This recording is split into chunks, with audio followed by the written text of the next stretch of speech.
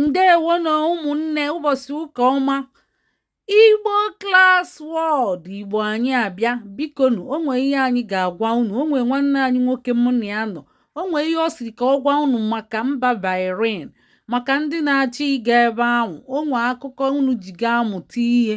Gee nie ntị ka unu nụrụ ihe ọ ga-agwa unu. Ndewo no.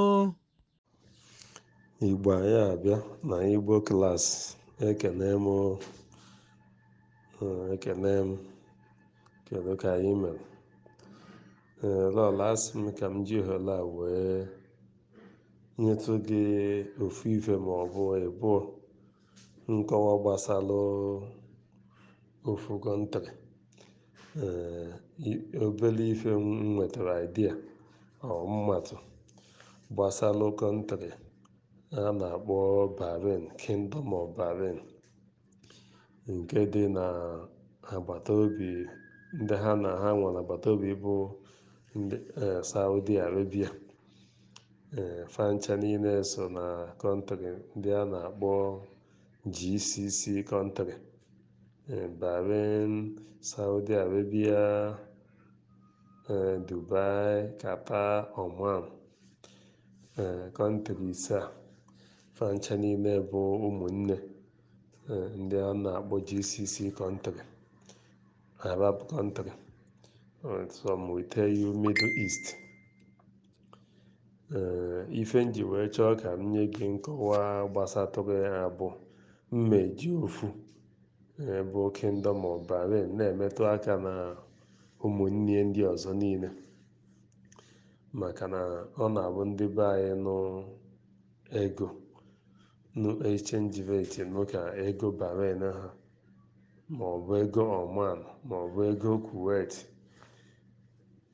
Ụfọdụ n'ime anyị agbalụ na-eje welu visiting visa gbalụ na-eje kọntrị ndị ahụ witiata ajụ ha ese maọbụ nyocha ọfụma maọbụ jụọ ndị jegolo eje ka esi akwụ salari, ego ole ka ha na-akwụ na salari, ego ole ka ị ga-enweta n'ọnwa gwụ ma ọ bụrụ na ịlụcha ọrụ, ego ị ga-enweta ma ọnwa gwụ ma ịlụcha ọrụ, ọ na-adakwa ụda na ego exchange rate ha si wee dị na-ada ụda na nke be anyị. Ọ ihe ndị be anyị kwesịrị ịjụ ese malụ. Ife gbasara Bahrain bụ na Bahrain nke dịgodi ka nwanne ya bụ na ndị be anyị amajinwuzi visiting visa wee bata Kingdom of Bahrain. O tee n'aka, ọ karịgo ihe dịka ọnwa 6 karịa ekwesịghị inye ndị be anyị visiting visa Kingdom of Bahrain. Ka ụmụnne anyị nwanyị dị ka mmadụ hapụ ịnụkata ofu onye aprọmisie ya na ọ ga-esendeli ya visa akwụkwọ ọ ga-eji webata Kingdom of Bahrain nke bụ visiting, ka ọsọ ihe ha na-enyekaba ndị be anyị mgbe bifo ha akwụsịgo. Mana iwelu visiting ahụ bata mgbe a na-enye ya bata, ọ dị na ụzọ na-abụ nke ha na-akpọ 30 days nke bụ ofu ọnwa ị ga-eji wee bata, na 1 year nke a na-efu afọ multiple entry ife ha ga-akpụ ya. Nke 1 year multiple entry bụ na ụfọdụ n'ime anyị melụ ọtụtụ ihe mistake dị iche iche. Iwere 1 year multiple entry bata, ụfọdụ ihe ị ga-anọ bụ sọnsọ ọnwa ịtọ ka ị ga-anọ gị isi obodo a wee pụọ wee batakwa ọzọ. Ọ bụrụ na onye ahụ nọkarịa ọnwa ịtọ apụ, onye ahụ abanyego na nsogbu, nke bụ na ụfọdụ na-abụ ha were ya bịa ha kwụbakwa nnukwu ụgwọ wee jebe Saudi Arabia wee mee ihe ha na-akpọ exit n'oyibo, wee batakwa ọzọ nọkwa anọda wee na-achọ ọrụ. And onye ahụ jisi ike chọta ọrụ, ọ mgbe ahụ ka ọ ga-abụ ma kọmpani ọ chọta ọrụ agbanwee nie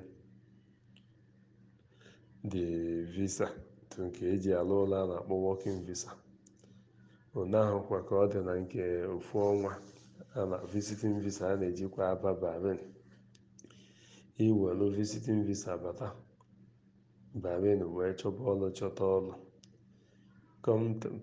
kọmpani ịchọtara ọlụ ga-agbanwekwu ya na employment visa. Mana ọtụtụ ihe ndị dị iche iche na-eme na iji visiting visa wee bịa Bahrain. Ife ndị a na-ekwu bụ mgbe a na-enye ndị be anyị visiting visa ịbịa Bahrain. Ụfọdụ ndị be anyị ga-ewere 1 month visa wee baa Bahrain nweta ọlụ.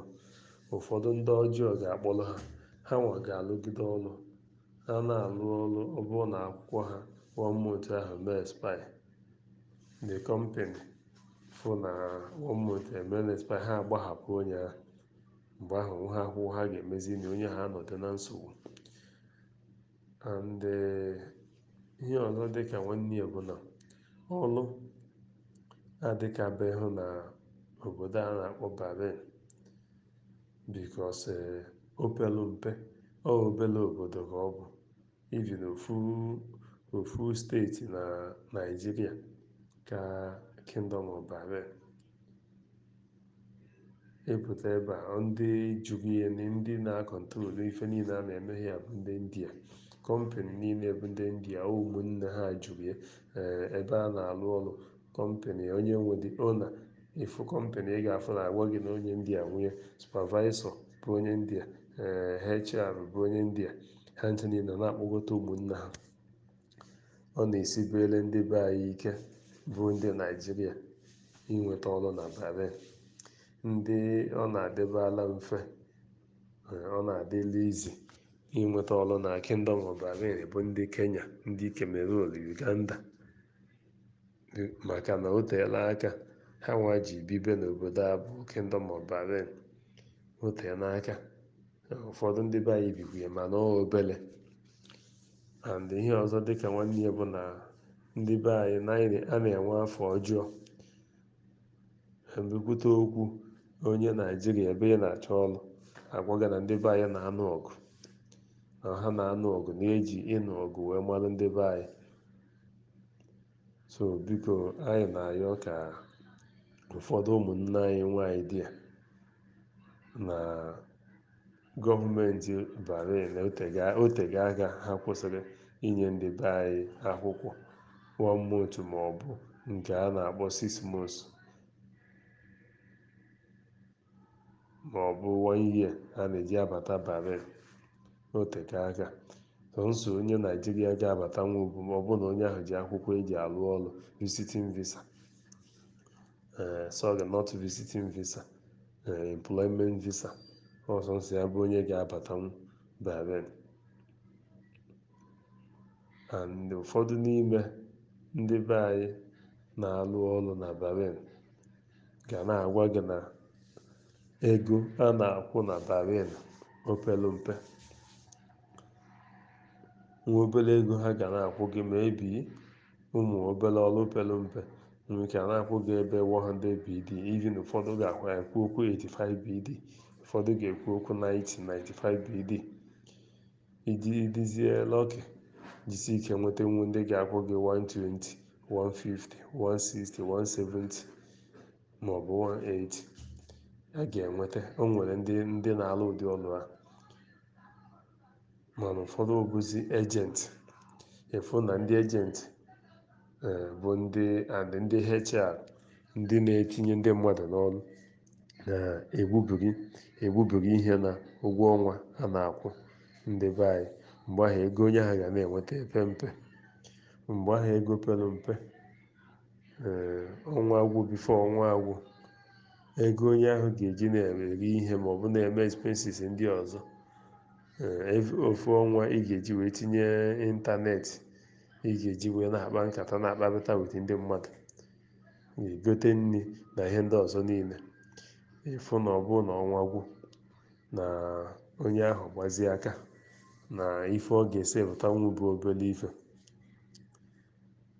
So ihe dị n'ụmụ obodo a, ọ bụ na ndị be anyị ga-enwe ndidi, onye ahụ achọba ụmụ kọntrị dịtụ mma, onye jisi ike nwee ndidi ya achọba kọntrị ndị ọzọ dị mma, ihe dịka UK ahụ, ụmụ Europe ndị ọzọ niile, ebe a ga-enweta nwa ọrụ ndị na-akwụpe awa.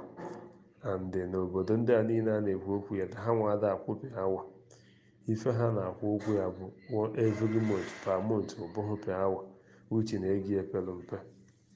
Onye m si wee kọwa Bahrain na na ka ọ dị na Qatar, ofu ihe aka eji eme na Bahrain ka eji eme na Qatar, ofu ife a ka a na-eme na Oman, ofu ife a ka a na-eme na Kuwait.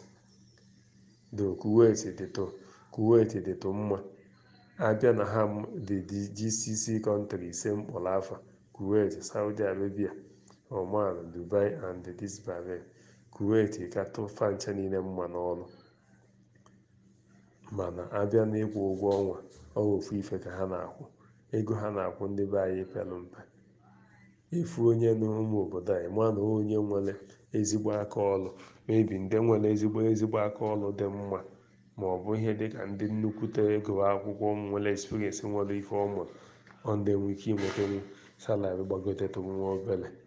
So biko, anyị na-ayọ ka ndị be anyị na-eru anya, ndị be anyị ga-eneru anya bifo ejebe ụmụ obodo a si na a na-eje ịchọ ọrụ, bikos ekwuole m na ọ na-ahịa ahụ ndị be anyị inweta ọrụ, bikos ndị a juru n'obodo a, ihe ha ma bụ ụmụnne ha ka ha na-akpọgote ebe niile bụ ha na ụmụnne ha jụ, ha nwa na ya kọntrol ihe niile.